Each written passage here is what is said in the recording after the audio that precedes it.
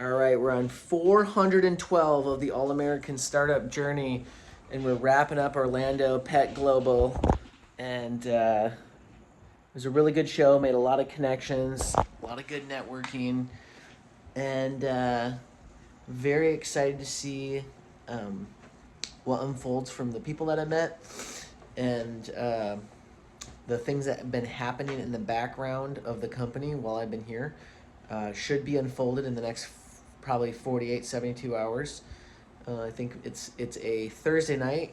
I believe by Tuesday night we should have this all wrapped up, and I'll make a really cool video and an announcement on all that stuff. But kind of what's on my mind of what I've been thinking about going through Pet Global and seeing all these other brands and all these other companies in the pet space, and just in general of people building a business, is there is so many people doing things and creating businesses and trying to make it, making noise, making money, not making money. And as I'm walking around, I'm realizing most of these people, they're just trying to figure out how to get something going to build a business. Some of them are trying to figure out how to become the next big thing. And some of them are just trying to make a living. They don't even want to go big. And so I'm like looking around at some of these brands and these businesses, and you can take this in any industry, and you realize like there's just different categories of what people want to do. And you can definitely, I feel like, tell who is trying to make it big, and then you can look at them from the outside and go, the odds that they make it are so low.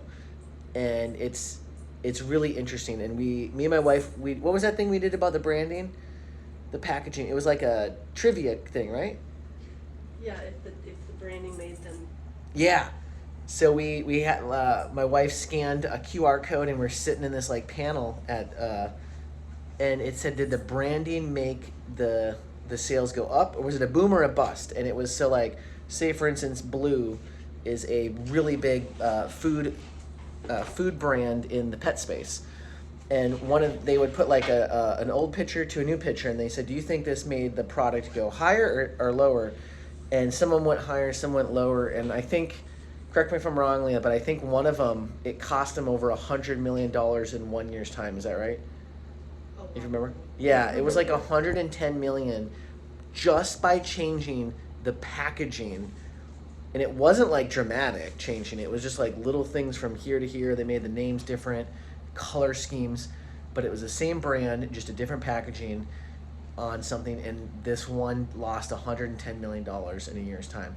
And then some made a whole bunch of money and some lost. And so it was really interesting how people buy products based on the look, the feel, the marketing, the packaging, and what it looks like. So yeah, it was a lot of learning, a lot of exploration, and just seeing how there's so many people trying to make a living, and there's a handful of people trying to make it actually really big, and big things are happening for All American Canine. Now we know which category we're in. So we'll see you tomorrow.